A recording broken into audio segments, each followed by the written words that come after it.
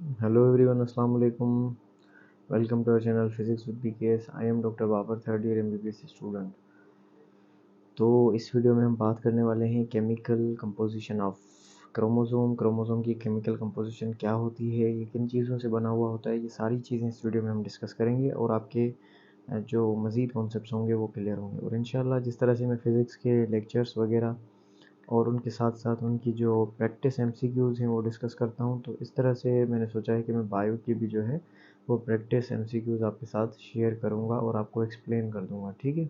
और इंशाल्लाह on the time जो है बाय द टाइम हम जो है वो अपना केमिस्ट्री के लेक्चर्स जो है वो भी डिस्कस कर लेंगे, ठीक है।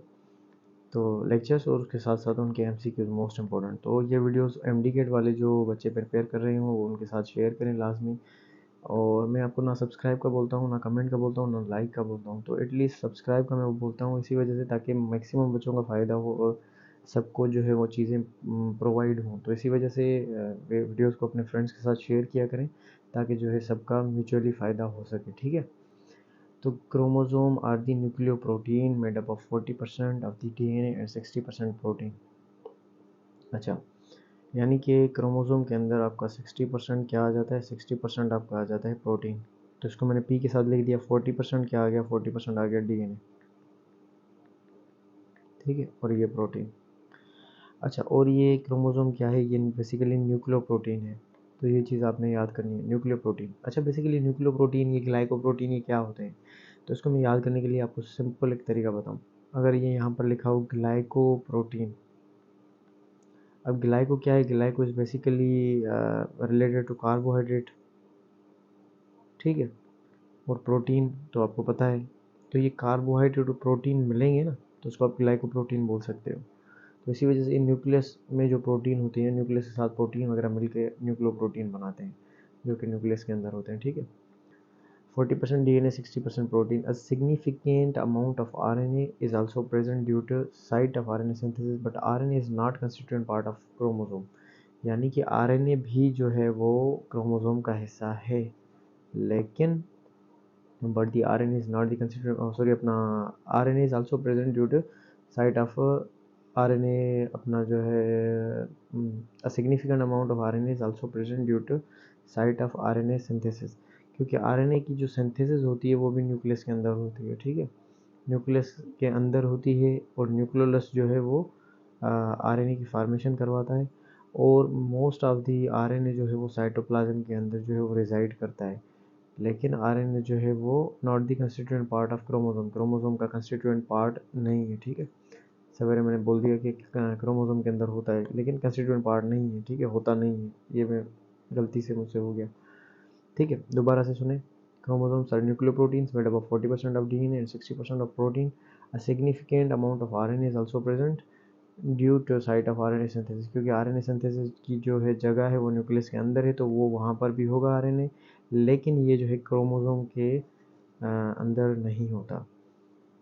अच्छा, क्रोमोसोम के बारे में क्या कहा गया है, the highly condensed double stranded very long DNA is present in the chromosome which is unbroken through the entire length of the chromosome. अब क्रोमोसोम के अंदर यहाँ पर ये आपको बता रहा है कि इंटायर लेंथ के ऊपर जो है ये डीएनए मौजूद है, वो अनब्रोकन है। अनब्रोकन यानी कि टूटा हुआ नहीं है कहीं से भी। और डीएनए की जो स्ट्रक्चर होती है वो डबल हेलिकल स्ट्रक्चर होती है।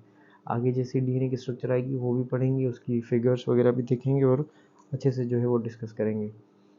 Entire length of the chromosome, हाँ अच्छा, ये जो है ना वर्ड्स, इन पर फोकस करो। Highly condensed double stranded very long DNA is present in chromosome, chromosome के अंदर प्रेजेंट है, अनब्रोकन है, और इंटायर लेंथ ऑफ क्रोमोसोम के अंदर ये प्रेजेंट है। If the strands of DNA from a single set of human chromosomes were laid out in a straight line, it would be more than 7 feet 2 meters long. It is too long to fit in the cell. अब अगर मैं आपको एक चीज़ बताऊं कि आपका जो DNA है वो अगर खोलेंगे तो वो डीएनए 7 फीट जितना हो जाएगा, या 2 मीटर तकरीबन, ठीक है, 2 मीटर। अब जब कपड़े वगैरह लेते हो तो 1 मीटर 2 मीटर, तो वो 2 मीटर जितना जो है वो डीएनए हो जाता है। तो 2 मीटर अगर देखें तो ये अगर इसको ओपन करें तो ये 7 फीट है, यानी कि 7 कदम आप चलो तो इतना जो है लंबा आपका डीएनए है। तो ये डीएनए इतना जो है, और जब आपको सेल ही नज़र नहीं आता और इतना बड़ा डीएनए इस सेल के अंदर कैसे आ गया, तो इसका आंसर ये है कि डीएनए जो न्यूक्लियस के अंदर पड़ा हुआ है वो सुपर क्वाइल्ड फॉर्म के अंदर है, सुपर क्वाइल्ड फॉर्म के अंदर है। और जब आप किसी चीज़ को रैप करते हो, जब उसको रैप करोगे तो उसको उसकी साइज़ जो है कम से कम कर लोगे आप। तो इसको रैप करने के लिए जो है हमें पता है कि नेचर थी, गॉड और ये सारी चीज़ें, इन्होंने जो है इस चीज़ को रैप करके और बिल्कुल ही सुपर क्वाइल्ड फॉर्म में जो है रख लिया और इस सेंटर के अंदर फिट कर दिया। बीइंग अ मुस्लिम हमारा ये अक़ीदा है कि अल्लाह ने हम सबको बनाया, हज़रत आदम अलैहिस्सलाम को बनाया, तो ये जो डीएनए था ये सुपर क्वाइल्ड फॉर्म के अंदर ये अल्लाह ने इंसर्ट किया। और ये जो है सुपर नेचुरल थिंग है, ये किसी ह्यूमन पावर के कंट्रोल में नहीं हो सकती है, ये एक ह्यूमन नहीं कर सकता, या खुद से नहीं हो सकती। Now the question arises here, how is the coiling of this long DNA fibre is achieved. अभी मैंने सवाल पूछ लिया, जवाब भी दे दिया, अब यहाँ पर पढ़ते हैं। On examination of eukaryotic chromosome under electron microscope, it was found like a string of beads. अब यहाँ पर देखा गया, इन्होंने किस पे देखा, इलेक्ट्रॉन माइक्रोस्कोप पे, कि इनको एक धागा नज़र आया जो कि बीड्स, मोतियों के स्ट्रक्चर की तरह अराउंड था उसके, इस तरह से, ठीक है। Where 200 nucleotide containing DNA duplex is coiled around an octamer of histone protein.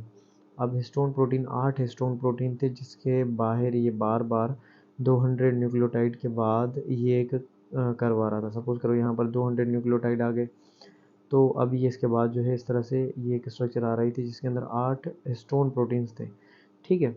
अब मैं आगे बताता हूँ, ये डायग्राम भी दिखाता हूँ। Which are small in size with high amount of basic amino acids. और ये जो हिस्टोन प्रोटीन थे इनके अंदर ज़्यादातर प्रोटीन थी, जैसे कि आर्जिनिन और lysine. Octamer of histone form the core which is highly positive. अब जो हिस्टोन प्रोटीन है ये पॉजिटिवली चार्ज होंगे और ये जो स्ट्रिंग है in charge due to basic amino acid attracted by negatively charge DNA. जो डीएनए है ना, ये आपका डीएनए और ये इसकी जो स्ट्रिंग है ये आपकी नेगेटिवली चार्ज है, ठीक है, ड्यू टू फास्फेट। अच्छा, ये फास्फेट की वजह से अमाइनो एसिड जो है पॉजिटिवली चार्ज क्यों है, क्योंकि इसमें बेसिक अमाइनो एसिड्स हैं। और डीएनए नेगेटिवली चार्ज क्यों है, क्योंकि इसमें फॉस्फेट है। The DNA wrapped around octamer and forms a unit called nucleosome. तो इसको हम नाम दे देंगे क्या, न्यूक्लियोसोम, ठीक। The nucleosome or histone core thus acts as a magnetic form that promote and guide the coiling of DNA. अब ये जो हिस्टोन्स बन रहे हैं ना, यही जो है coiling of DNA करवाएगा। Further coiling occurs when the string of nucleosome wraps into higher order called supercoil. अब ये जो ना मज़ीद कर्व बना के एक जो है स्ट्रक्चर ऑब्टेन कर लेगा जिसको हम नाम देंगे super coil. The organisation of chromosomes occurs in 3 stage. अब ऑर्गेनाइज किस तरह से, अच्छा इसको मैं कहाँ से आपको दिखाऊँ, इसको मैं यहाँ से आपको दिखाता हूँ। अब यहाँ पर ये जो है ना स्ट्रक्चर बनी हुई है, ये है आपके डीएनए के जो ऑक्टामर्स। अब ये जो है सुपर क्वाइल्ड होकर सॉरी यहाँ पर ये जो है कोई दूसरी स्ट्रक्चर बनी हुई है, ये तो फिलहाल डीएनए है, ठीक है। शुरू कहाँ से करते हैं, डीएनए न्यूक्लियोटाइड्स, इसको रिवर्स में देखते हैं। अब ये डीएनए न्यूक्लियोटाइड है, ठीक है, और इसमें ये पोर्शन ऑफ डीएनए दिखाया गया है जिसको हम जीन कहेंगे। अब ये हिस्टोन प्रोटीन है, यहाँ पर ये हिस्टोन प्रोटीन के अराउंड ये जो है डीएनए की कॉइल घूम रही है और ये घूमकर डीएनए की स्ट्रक्चर को हिस्टोन प्रोटीन्स के अराउंड सुपर कॉइल होकर और ये इस तरह से आकर ये क्रोमोसोम के अंदर आता है। क्रोमोसोम की ये जो स्ट्रक्चर में बना रहा था ना शुरू में, वो इसी वजह से बना रहा था कि ये super coil form of DNA ही है, ठीक है। और एक आपकी जो क्रोमेटिड होगी उसके अंदर एक डीएनए होगा। यहाँ पर ये मैंने जो न्यूक्लियोसोम बोला, ये यहाँ पर न्यूक्लियोसोम नहीं है बल्कि न्यूक्लियोसोम यहाँ पर ये स्टोन्स वगैरह जहाँ पर बने हुए हैं, ठीक है। अच्छा, न्यूक्लियोसोम स्ट्रिंग फॉर्मेशन, ये 3 स्टेप्स हैं जिसकी वजह से डीएनए बनता है। क्रोमोसोम में सुपर कॉइल्ड स्ट्रक्चर आती है, ठीक है। During S phase of the cell cycle just after replication of DNA, negatively charge DNA coiled around a positive charge histone core which results in the formation of complex structure called nucleosome. अब simply आपको ये कह रहा है S phase क्या होता है। S phase वो फेज़ होता है डिवीजन का जिसमें आपका डीएनए डबल होता है, जिसमें डीएनए आपका कॉपी होता है।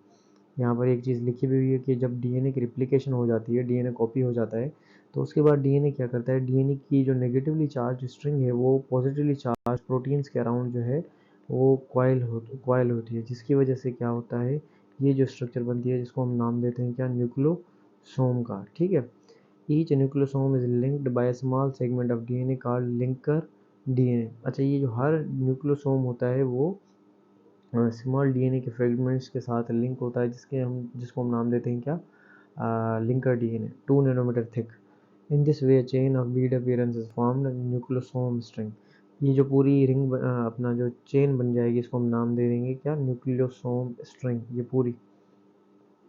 उसके बाद क्या है हमारा, क्रोमेटिन फाइबर। क्रोमेटिन फाइबर किसको कहेंगे, nucleosome string begins to coil at its own axis. अब ये जो है कॉइल, ये खुद से ही जो है वो कर्व होना शुरू हो जाएगी। In this way another thicker fibre 30 nanometer, 30 nanometer का फाइबर बना, जिसको हम नाम दे देंगे क्या, chromatin fibre.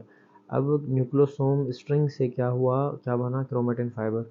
During G2 phase, अब G2 फेज क्या है, G2 phase of interphase chromatin fiber shows two regions, heterochromatin and euchromatin। अब जब G2 फेज होगा, ये बेसिकली फेजेस ऑफ डिवीजन है।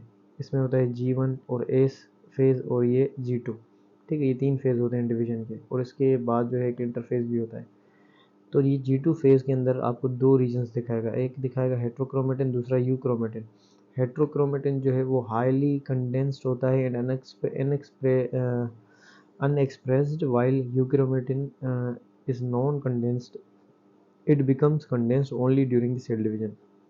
हेट्रोक्रोमेटिन सिंपली अगर बोलूँ कि ऐसा क्रोमेटिन नेटवर्क है जो कभी भी नहीं खुलेगा, जिसमें कभी भी क्रोमोसोम जाहिर नहीं होंगे। और यूक्रोमेटिन वो क्रोमोसोम है जो आप एक्सप्रेस कर सकते हो, वहाँ से आप जो है न्यूक्लियर मटेरियल वगैरह देख सकते हो, क्रोमोसोम्स देख सकते हो। The jeans of euchromatin expressed and establish uniform chromatin fibres. Euchromatin के जो जीन्स वगैरह होते हैं या क्रोमेटिन फाइबर होता है वो यूनिफॉर्मली ज़ाहिर हो जाता है। अच्छा, उसके बाद क्या है, the super coiled and super coil formation to form chromatid. अब क्रोमेटिड किस तरह से बन गया, सुपर क्वाइल तो ये बन गया इस तरह से, सुपर क्वाइल्ड। उसके बाद क्या हुआ, during prophase of cell division chromatin fibers starts higher order of coiling from supercoiled structure 300 nanometer. Immediately the supercoil develops into chromatids of 700 nanometer. अब जो सुपर कॉइल्ड स्ट्रक्चर बनी थी ना, वो मज़ीद जो है एक दूसरे के अराउंड इस तरह से होगी, और जिसकी वजह से क्या होगा, एक आपको स्ट्रक्चर मिलेगा जिसको आप नाम दोगे क्या, क्रोमेटिन। और इस तरह से सेंटर पॉइंट पर जुड़ा हुआ होगा जिसको आप नाम दोगे पूरा क्रोमोसोम का, ठीक है। आई होप कि आपको ये वीडियो समझ आई होगी। और उसके बाद जो है हम पढ़ेंगे जीन लोकस। अब ये 3-4 वीडियोस मैंने रिकॉर्ड कर ली, और ये आहिस्ता आहिस्ता करके मैं अपलोड करूँगा। अपने फ्रेंड्स के साथ ये शेयर करें, ठीक है। और जितना हो सके इनको शेयर करें ताकि सबका जो है मैक्सिमम फ़ायदा हो। Wish you all the very best. अल्लाह हाफ़िज़। किसी को कोई भी क्वेश्चन हो तो मुझसे ग्रुप के अंदर पूछ सकता है, मुझसे व्हाट्सएप पर जो है मैसेज करके पूछ सकता है, ठीक है। और बाकी इस तरह के मैसेज ना किया करो, सर जवाब नहीं दे रहे, सर इस चीज़ का मतलब बताओ, सर ये क्या होगा, इतने क्वेश्चन ना भेजा करो। मतलब टू द पॉइंट सवाल पूछा करो या ग्रुप के अंदर कि ये किस तरह से होगा, ये किस तरह से। ग्रुप में आपको बाकी लोग आंसर कर देंगे, अगर वो नहीं करते तो मैं कर दूँगा। और मुझे मैसेज किया करो, कॉल करने से थोड़ा सा अवॉइड किया करो, क्योंकि अगर कॉल करते हो आप तो फिर ब्लॉक कर देता हूँ मैं। उसी वजह से कभी क्लास में होते हैं हम, कभी कोई चीज़, कभी खुद के मसले, सारी चीज़ें। तो आप मैसेज करके मुझसे कोई भी चीज़ पूछ सकते हो, मैं आपको नॉर्मली ज़रूर जवाब दूंगा, ठीक है। ऐसा नहीं है कि मैं आपके मैसेज को देखकर छोड़ दूंगा।